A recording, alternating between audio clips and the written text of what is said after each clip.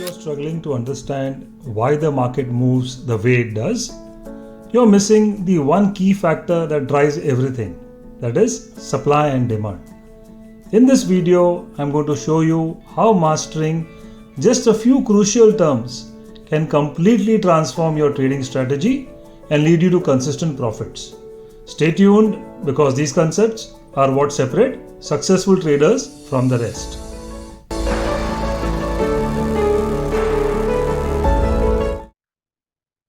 So the trade action that you need to take at a demand zone. Demand zone is an area where there is a very high probability of having pending institutional buy orders. So institutions are more likely to buy when price comes back to a demand zone. So what should be our approach as a retail trader? What should we do? We should create a long position or we should create a short position in demand. So what we need to do is first identify the demand zone. Do nothing till the time price does not come back to demand. The moment it comes back to demand, that is where we will buy the pullback. We'll buy the retracement. We are retracement traders. Buy the pullback, participate along with the institutions, which will increase the probability of trade moving in your favor. Same thing in a rally-based rally. Identify the zone, wait for price to come back, initiate a long trade at demand and participate in the up move along with the institutions. Action at a supply zone, sell the pullback into supply. Short, identify supply, wait for price to retrace. Once price hits a supply zone, we can also create short positions, sell over there along with institutions participating in the down move. In a drop-based drop, identify supply, wait for a pullback and initiate a sell trade. So now we know how a demand zone looks, how a supply zone looks, what action to take. But now we need to understand a little bit about supply-demand terminology further. Firstly, we'll talk about proximal and distal lines. So what's a proximal line? Proximal equal to proximity, which is close by. Distal, which is at a distance, far away. So every zone is plotted using two horizontal lines. The line that is nearest to current price is called proximal line. The line that is further away is called the distal line. So in this case, we have current market price highlighted in yellow, which is 180. Demand area below current price, supply zone above current price. So the demand zone has got two lines. One is at 150, one is at 140.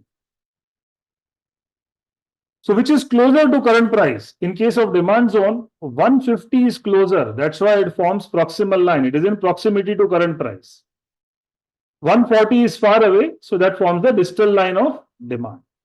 In case of supply, 200 is closer, that will form the proximal line. 215 far away forms the distal line. But as a supply demand trader, why do we need to know proximal and distal lines? What is the use of proximal and distal lines?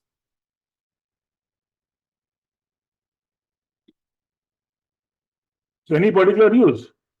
So proximal and distal lines are used to identify our entries and exits into trades. So as a trader, if you want to go long, we will wait for price to come back to proximal line of demand. That will become our entry point. We'll enter here. But after entry, can price go against us?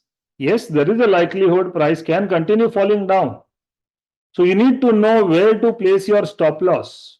So stop losses are placed beyond distal line. Not exactly at distal, beyond distal line is where we place our stop loss. In case of short trade, wait for price to come to proximal line of supply. That's your entry for the short trade. But it can go against you. You need to put your stop loss beyond distal. So friends, you must have heard many a times that a lot of traders discuss that you should not use stop losses. If you put a stop loss order, generally it is hit and then it moves in your direction. So how many feel like that? How many of you all think that you should not use stop losses? So friends, those who ever are saying not to use stop loss, don't make that mistake. Stop loss is the only element that you can control. Beyond that, you cannot control outcome of the trade. But yes, it is even more important to know where to place this stop loss. If you put the stop loss in the wrong area, then yes, very likely to get hit. So many times traders make a mistake where they put stop loss on monetary basis. Someone says, I can take a 2 rupee risk, I will put a 2 rupee stop loss. Someone says, I can take a 3 rupee risk, I'll put a 3 rupee stop loss. Doesn't work that way.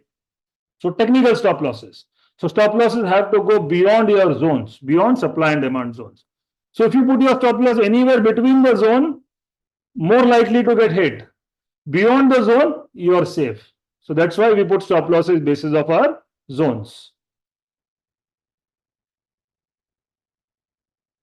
So now we need to understand what is freshness of a zone. So to check for a freshness, we look to the right hand side of the leg out candle. And a zone is considered fresh if price has never retraced to proximal line after the zone was formed. So in this example, we have a rally, basing structure.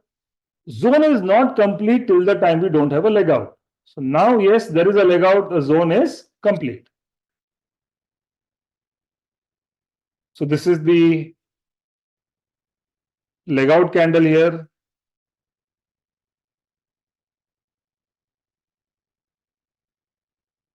So after the leg out, check to the right hand side.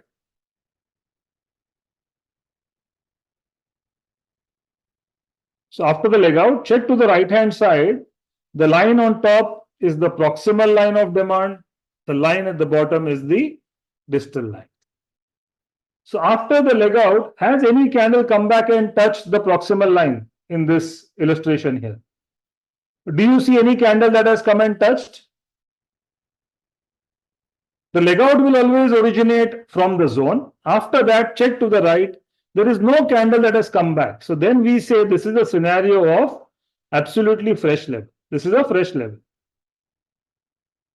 So Gangadhar says, can we trade the drop in price till demand zone? Sure, Gangadhar, I'll come to that. How do we trade that? So next illustration, same zone. Candle has come back, now touched the proximal line. So the zone is no longer fresh. Price has come back, picked up the pending orders, moved up. The no price is reacting to the zone. It is picking up the pending buy orders and now reacting. So next time when price is coming back here, the zone is no longer fresh. First scenario, no candle has touched, absolutely fresh. Second scenario, candle has come back, picked up the pending orders and moved up. So which level will have more pending orders? So fresh level will have maximum pending orders.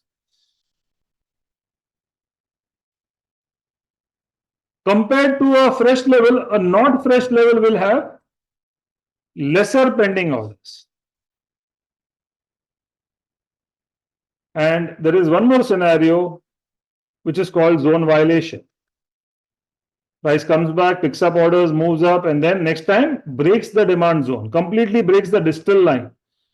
In this case, we say the zone is violated. So there are no pending orders here. So now out of these three scenarios, as a trader, which zone would you want to trade upon? Would you want to go long on a fresh zone, not fresh zone, or a violated zone? So as a trader, we want to pick high probability scenarios. So we should focus on trading the first pullback. The first time when price comes back to the zone, that should be our entry point.